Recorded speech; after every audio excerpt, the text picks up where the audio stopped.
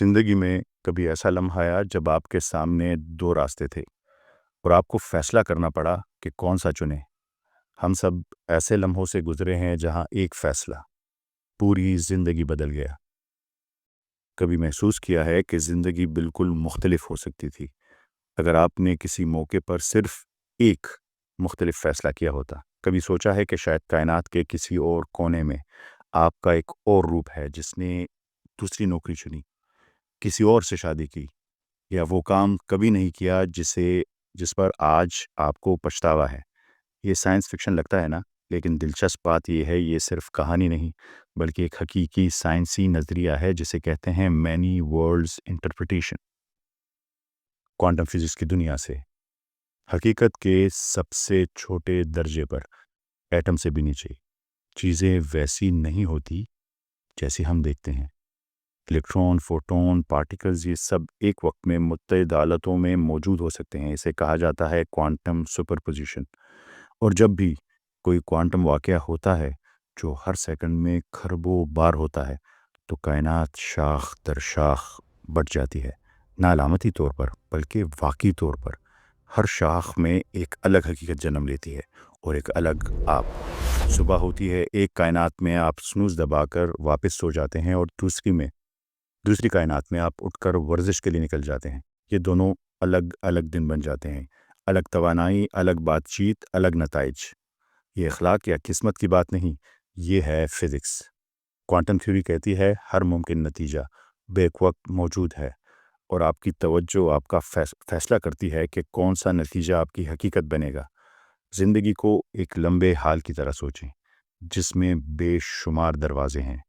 ہر دروازہ ایک مختلف حقیقت، ایک مختلف کائنات کی طرف جاتا ہے۔ کون سا دروازہ کھلتا ہے یہ طے کرتا ہے آپ کیا چنتے ہیں، کیا فیصلہ کرتے ہیں، کہاں توجہ دیتے ہیں اور کیا عمل کرتے ہیں۔ اب سوال پیدا ہوتا ہے، اگر ہر فیصلہ ایک نئی کائنات پیدا کرتا ہے تو فیصلہ کرنے سے پہلے ہمیں کیسے پتہ چلے کہ کون سا راستہ صحیح ہے، کون سا ہمیں کہاں لے کے جا رہا ہے؟ کیا ہوگا اگر وہ نئی کائنات ہمیں غلط سمت میں لے جائے؟ کئی فیصلوں میں ہم جانتے ہیں کہ کیا درست اور کیا غلط ہے، لیکن اکثر ہم غیر یقینی حالت میں ہوتے ہیں، سمجھ نہیں آتا کہ کون سا قدم بہتر ہے۔ ایسے ہمیں کسی ایسے کی ضرورت ہے جو ان تمام جہانوں کا علم رکھتا ہو، جو ہمیں روز بلکہ دن میں کئی بار رہنمائی دے سکے کہ کون سا راستہ اچھا ہے، کون سا انجام کے لحاظ سے بہتر ہے۔ اور یہی سے بات روحانی ہو جاتی ہے، کیونکہ مسلمان یہی تو کرتے ہیں۔ الحمد للہ رب العالمین۔ ہر دن، ہر نماز میں جب سورہ فاتحہ پڑھتے ہیں، قرآن کی پہلی سورت جسے ام الکتاب کہا جاتا ہے، تو ہم دراصل یہی دعا مانگتے ہیں۔ ہم اس رب العالمین سے مدد مانگتے ہیں جسے تمام جہانوں، تمام ڈائمنشنز کا علم ہے، اور اس سے ہم راستے کا پوچھتے ہیں۔ بسم اللہ الرحمن الرحیم، الحمد للہ رب العالمین۔ کل شکر اور کل تعریف اللہ کے لیے جو تمام جہانوں کا پروردگار ہے۔ الرحمن الرحیم، جو رحمان ہے اور رحیم ہے۔ مالک یوم الدین، وہ اس دن کا رب ہے جب فیصلہ ہوگا کہ ہم نے صحیح راستہ چنا یا غلط۔ اس لیے ہم اس سے پوچھتے ہیں۔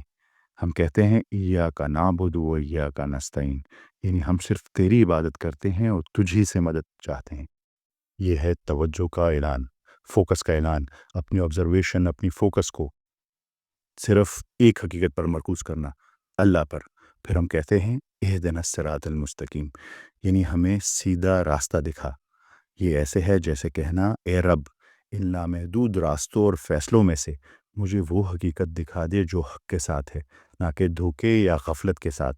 اور آخر میں ہم کہتے ہیں صراط الذین انعمت علیہم غیر المغضوب علیہم ولا الضالین، یعنی مجھے ان لوگوں کے راستے پر چلا جن پر تیرا انعام ہوا، نہ ان پر جن پر غضب ہوا، اور نہ ان پر جو بھٹک گئے۔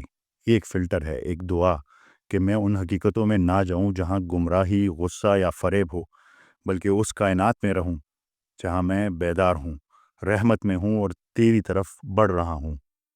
اصل میں قرآن شریف پیرالل یونیورس کی زبان میں بات نہیں کرتا، مگر اس کی روح، اس کی منطق ویسی ہے کہ لامحدود راستے ہیں، لامحدود فیصلے ہیں، اور اللہ تعالیٰ ہی ہمیں اس میں صحیح راستہ دکھائے گا۔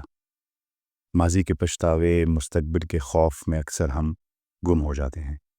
سورہ فاتحہ ایک کمپس ہے۔ ہر بار جب آپ اسے پڑھتے ہیں آپ اللہ سے اپنی شعور کی سمت درست کرنے کی دعا کرتے ہیں تاکہ آپ اسی حقیقت کا تجربہ کریں جو معنی رکھتی ہے، جو اس کی طرف لے جاتی ہے۔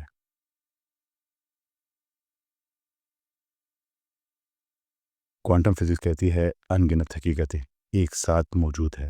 قرآن شریف کہتا ہے ان گنت راستے ہیں مگر سیدھا صرف ایک، اور وہ ہے صراط مستقیم۔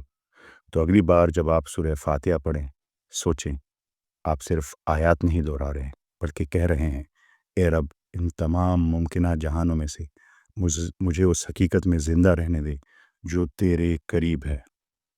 یہ یقیناً تمہیں راستہ دکھائے گی اگر تم اسے ایسے پڑھو کہ دل سے محسوس کرو اور اس کے مطلب کو سمجھو، نہ کہ صرف رٹا لگانے کی طرح بغیر سوچے اور سمجھے۔